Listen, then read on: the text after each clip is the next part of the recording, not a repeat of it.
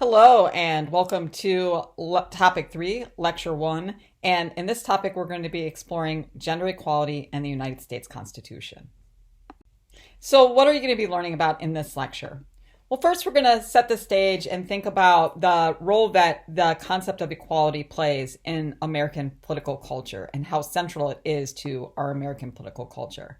Next, we're going to talk about where we find equality in the United States Constitution or reference to equal treatment.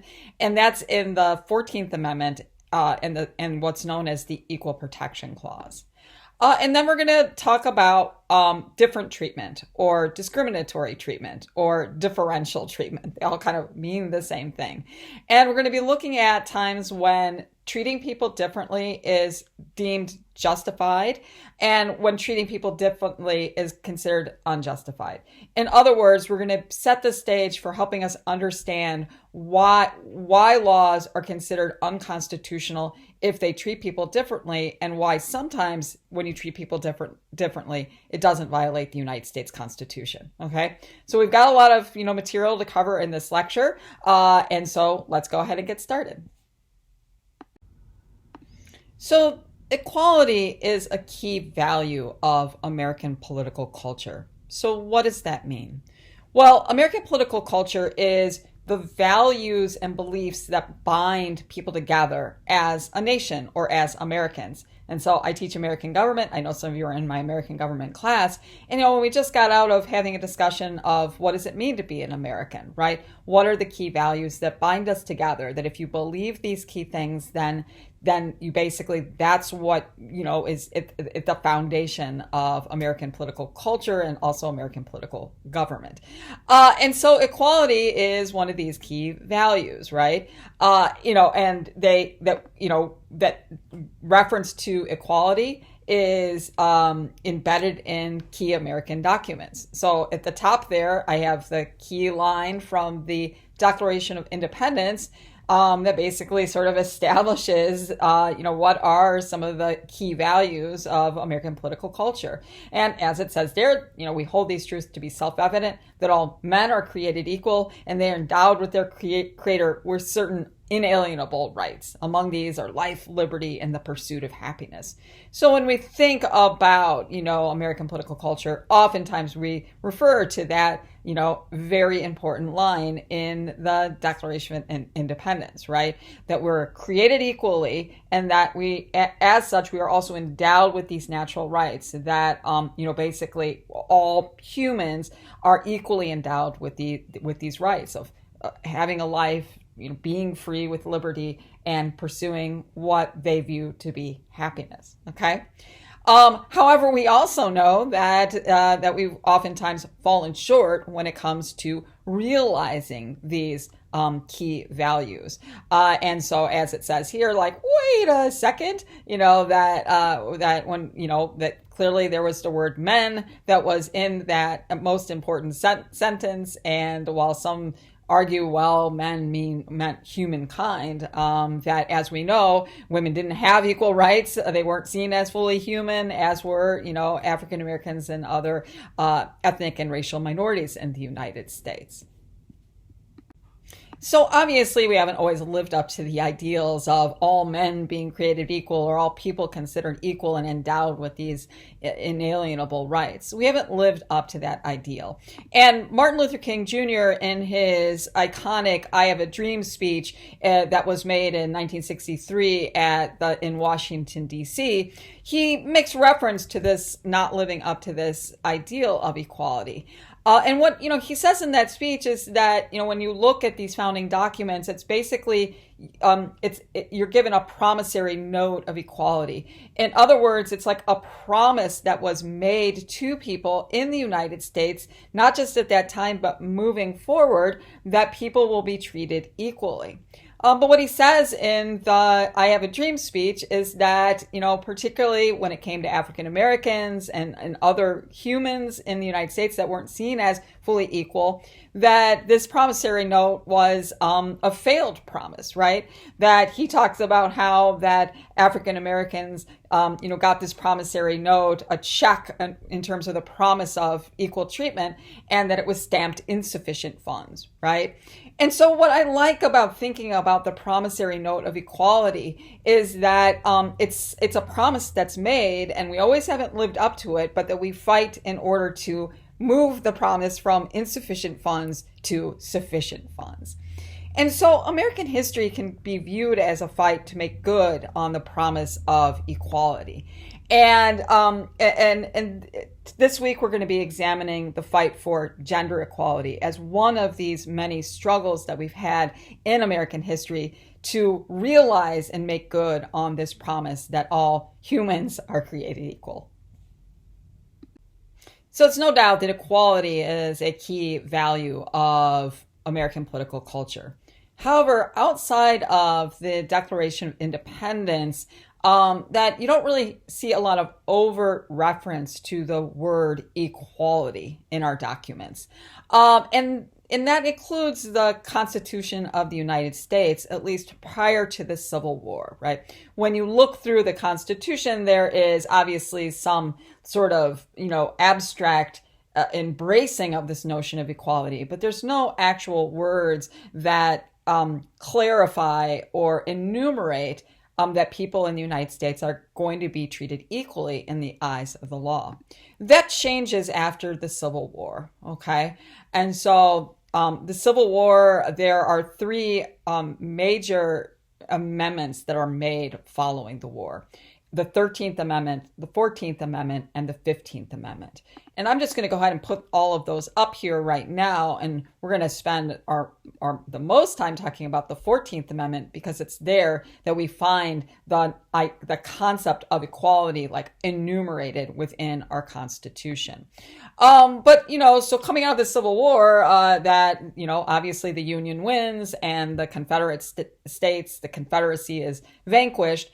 And so that there were changes that were made to the Constitution to make sure that what the war and what was won during the Civil War, it continues to live on even though the war is over.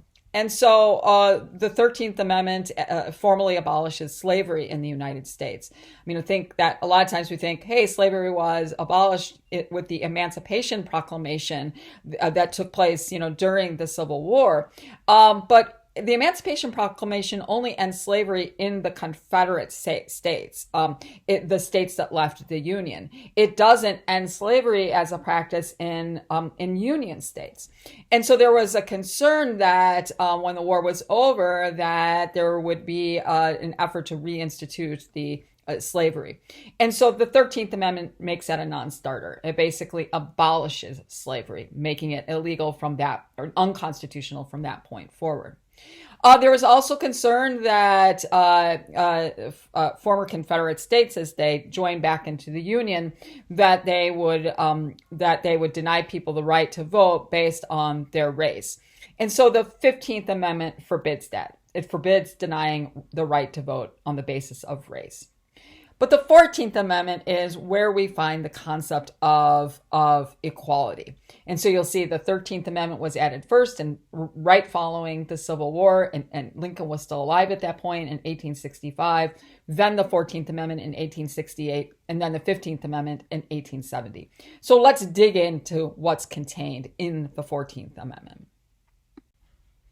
So coming out of the Civil War, there was a concern that there wasn't enough in the Constitution to prevent states from engaging in certain behaviors, in particular, certain discriminatory behaviors. So the 14th Amendment, there's a lot in the 14th Amendment, and I encourage you to take a look at it. And if you take an American government class, we touch on this. I teach a class in civil liberties, and we go into great detail about the 14th Amendment.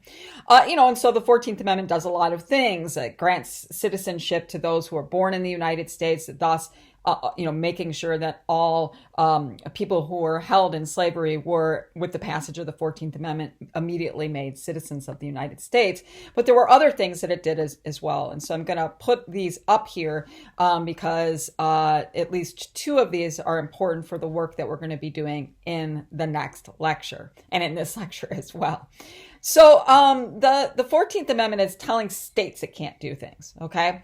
A lot of what's in the Constitution, the body of the Constitution, it's telling the national government what it can't do or what it can do. So there was a worry that if states joined back into the Union, right, they'd be like, well, we're free to do a lot of things. We can take liberty away from our people who live in our states. We don't need to treat people equally, okay? And so the 14th Amendment basically spells it out. It's telling states what they can't do. It says that no state shall make or enforce any law which shall abridge the privileges or immunities of citizens of the United States. In other words, that there are certain privileges and benefits that you get just by virtue of being a citizen. And now that African Americans who used to be slaves are now considered automatic citizens. It's saying, hey, you can't take these things away from citizens of the United States. And it's known as the Privileges and Immunities Clause.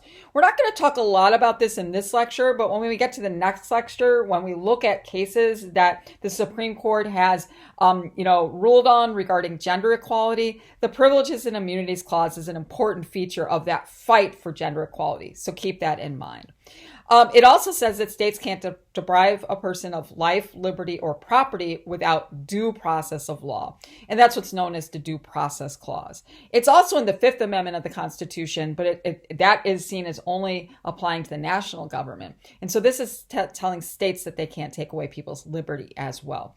The Due Process Clause is not as important for what we're going to be talking about in this lecture. However, it's going to become very important when we talk about reproductive freedoms later on in the semester. What's most important for our lecture today and what we're doing this week is what's known as the Equal Protection Clause. And it's here where we see equality actually articulated in the Constitution.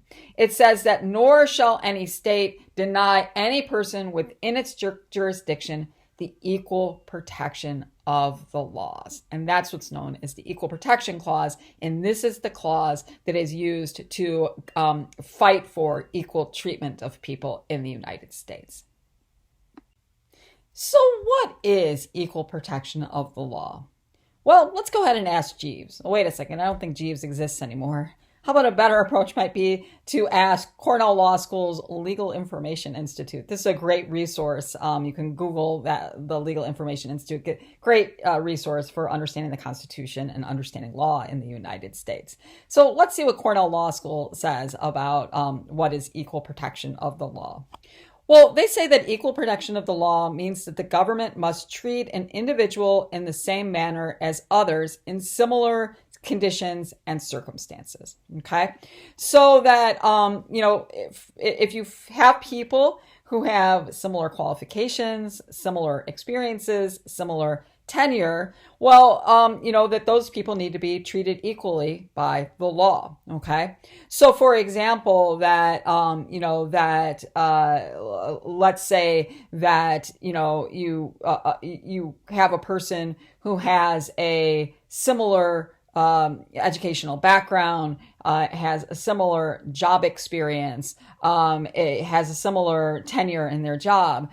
You can't have laws in place that say only hiring men or only hiring women or only hiring white. In other words, you can't have laws that legally discriminate against a job applicant based on their race or their gender, right? And why is that? Well, it's because that it would be treating people that are in similar conditions and circumstances differently, right? If that when you're hiring somebody or admitting somebody into school, right, you look at their qualifications, you look at their experience, you look at how long they've been employed, their tenure, and then you pick the candidate, right? But if you're just saying, well, we're not even going to look at your experience and qualifications, you are just by law not able to, have this job, well, then that would be a violation of the Equal Protection Clause.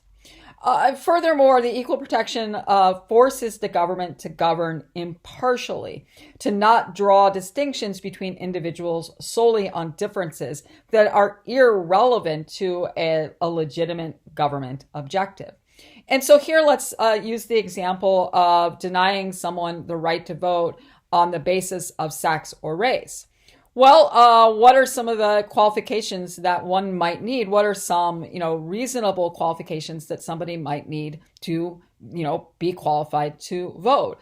Well, you could say that they have to be a certain age. You could say letting 5-year-olds vote. Well, the government has has a reasonable reason to not let 5-year-olds vote because they're not, emotionally mature. They're not, intellectually mature. And so, that would be, you want to make sure that voters are sort of have the capacity to vote. So it might make sense to deny somebody the right to vote based on their age. It might make sense to deny somebody the right to vote based on their citizenship, because a person who is new to this country may not have the experience of living here, might not know how our government works, may not be invested in, the activities of citizenship. So it might be reasonable to say we're going to treat citizens and non-citizens differently when it comes to the right to vote. However, to deny somebody the right to vote on the basis of their sex or race, well, your sex doesn't have anything to do with whether or not you are, have, the qualifications to be a voter. You've lived in the United States, you're a citizen, you understand how the process works. Sex doesn't have anything to do with your voter qualifications, and neither does race. Okay. And so, when it comes to equal protection of laws, people who are similarly situated need to be treated the same, and that sex and race have nothing to do, with qualifications, experience, or the tenure necessary to be a voter. While age and citizenship, though, may very well, be reasons for justified discrimination. So, equal protection of the law prohibits discrimination. It places an obligation on government to treat people equally.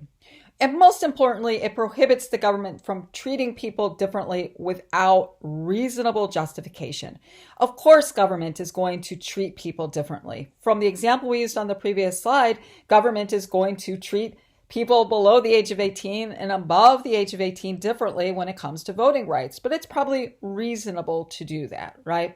The equal protection of law is based on treating people differently without reasonable justification. But the question is how do we know whether different treatment is justified? How do we know if it is legitimate and therefore constitutional? In other words, therefore not violating the Equal Protection Clause. Well, who or what decides whether different treatment is constitutional? Well, at the end of the day, it's the Supreme Court of the United States who's going to determine the constitutionality of laws that treat people differently, right? It's the Supreme Court of the United States people will appeal to the Supreme Court saying, hey, there's a law in the books that is treating me different on the basis of my race or on the basis of my age or on the basis of my sex, on the basis of my gender identity. And then you'll say, hey, we think that violates the Equal Protection Clause. And it's the Supreme Court that decides whether or not that law is, in fact, a violation of the Equal Protection Clause. And when we get to our second lecture, where we're actually looking at cases, we see that the way the court rule changes over time. So what in the beginning of the 20th century, laws that were deemed not a violation of the Equal Protection Clause, by the end of the 20th century and the beginning of the 21st century, that the Supreme Court changes its mind and says, now on second thought, these laws actually do violate the Equal Protection Clause. But it's the Supreme Court that makes that ultimate decision. Some types of differential treatment are assumed to be unconstitutional by the Supreme Court of the United States. A good example of that is racial discriminations. Laws that discriminate on the basis of race are considered to be a suspect classification, right?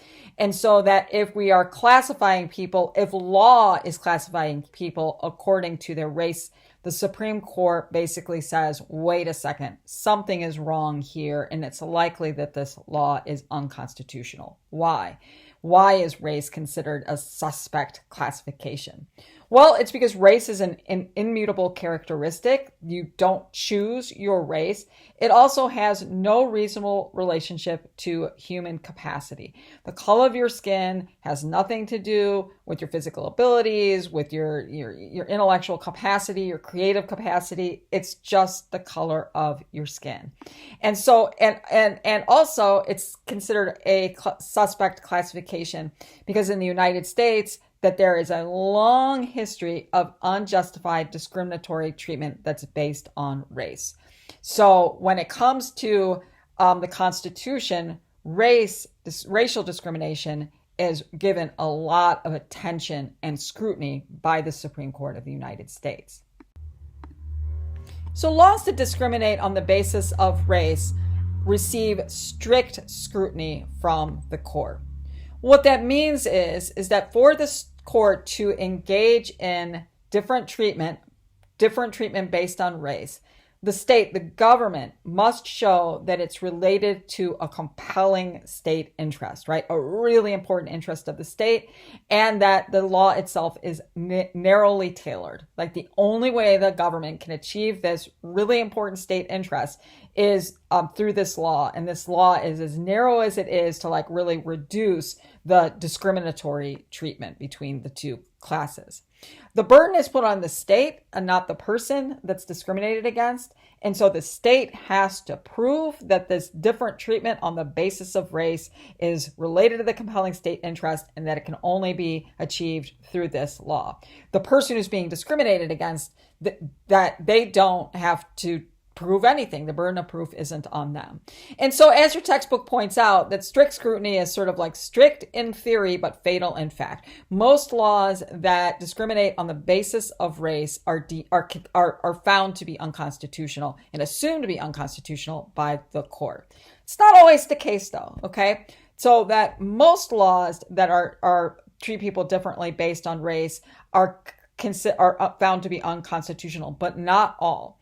Affirmative action does take race into consideration when people apply to schools or apply to jobs. But the Supreme Court has said that treating people differently on the basis of race is constitutional. Why? Because it achieves a compelling state interest. And there's two compelling state interests. One is that it remedies the harms from a long history of discrimination in the United States. And so that affirmative action, taking race into consideration in jobs and education, that is necessary in order to address this remedy this historic discrimination. Also, when it comes to schooling and higher education, you can take race into consideration because creating a diversity of perspectives in a college classroom is seen as a compelling state interest. Now, it's very possible that affirmative action moving forward might be deemed unconstitutional. The current court is sort of moving in that direction. But this is a good example of the strict scrutiny that racial discrimination based on race receives from the court. So while laws based on racial discrimination are assumed to be unconstitutional by the Supreme Court, most other types of differential treatment is assumed to be constitutional by the court. So for example, if laws make differences in terms of treating like those under the age of 18 and those over the age of 18 differently, it's assumed that those laws are constitutional. Laws that treat people who have different physical abilities, sort of like blindness or the inability to walk, that laws that treat people differently on that basis are often considered constitutional in terms of, the qualifications to, hold certain jobs, that treating people differently is deemed, seen to be constitutional and acceptable. Same with income. So, age, physical, mental ability, income, those aren't considered suspect classifications by the court. That treating people differently in those categories, that it seems to be somewhat reasonable. And that's because one's age or physical and mental ability or their income level does have a reasonable relationship to their human capacity, right? So for example, like thinking about juveniles who under the age of 18 commit crime, there is a reasonable relationship to human capacity. Younger kids, they don't understand the consequences of their actions, their their decision-making skills, their ability to control their emotions. They're not as well developed. They get more developed when you're older. You have better impulse control when you're older than when you're younger. You're able to sort of understand the consequences of your actions better when you're older than younger. So treating juvenile offenders in a different juvenile justice system is reasonable and constitutional because age is related to human capacity. Treating older people differently, right? Older people are much more likely than younger people to get ill, and so it's reasonable that they would get benefit, of an age requirement for Medicare. The same with income, right? The lower your income is, the less capacity you have to pay for, important things such as housing and food, and so it's reasonable to treat those with lower incomes and those with higher incomes differently, and usually those laws are deemed constitutional. Treating people differently based on age, income, physical or mental ability, etc., are not considered suspect classifications like race. And so therefore, these sorts of cases get less scrutiny by the court, and it's more likely that these kinds of cases, these kinds of laws that are treating people differently in these non-suspect classifications, it's more likely that these laws are going to be seen as not violating the Equal Protection Clause and therefore constitutional. The level of scrutiny that they receive is known as the rational basis scrutiny or the rational basis test. So suspect classifications like race get strict scrutiny from the court. These kinds of cases get what's known as a rational basis scrutiny from the court. So for the differential treatment to be considered constitutional, it must only be related to a legitimate government purpose, okay? Remember, with strict scrutiny, the different treatment had to be related to a really important, a compelling interest of the state. For here, it's just, a legitimate government purpose. It's a purpose that the government engages in, right? And it doesn't need to be of the highest order. So for example, you need to pass a vision test to drive. You could say, well, the reason for that is safety. Safety is important. I guess one could argue that it's a compelling interest, but it's a good example of a legitimate government purpose as well. And another difference between the rational basis scrutiny and strict basis scrutiny is that the burden is placed on the individual to prove that the law advances no governmental purpose, okay?